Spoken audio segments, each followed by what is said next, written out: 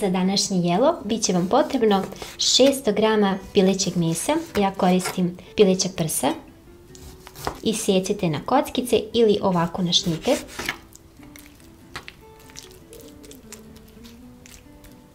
Posolite ga.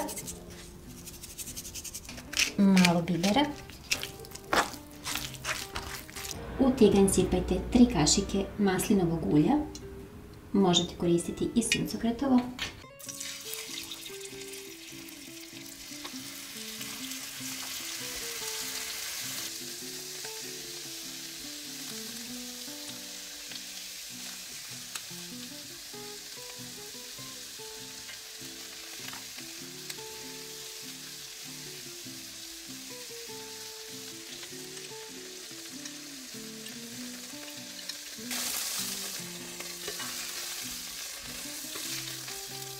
Meso pržite samo kratko, jedno 3-4 minute sa obe strane, čisto da pobeli i malo da počne da hvata boju.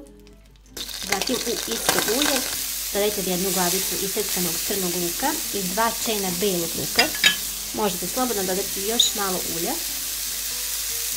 Pržite dok ne dobije zlatno žutu boju. Potom tu dodajem iseckanu šargarepu, 600 g.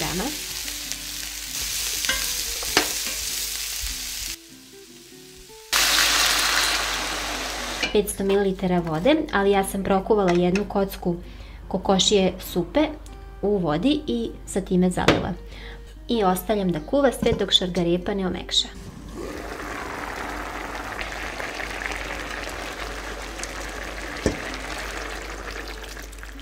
Ako tečnost ispari, slobodno dodajte još vode ili supe. Kada je šargarepa omekšala, dodajte 250 ml neutralne pavlake i još malo vode ili supe. Ukupno sam potrošila 700 ml tečnosti. Dodajem tu jedan list lovora. Probajte. Malo bibera. Malo soli ako je potrebno. Sada odmah ubacite meso i ostavite da ukrčka još jedno 10 minuta na laganoj temperaturi, sve dok tečnost ne postane kremasta.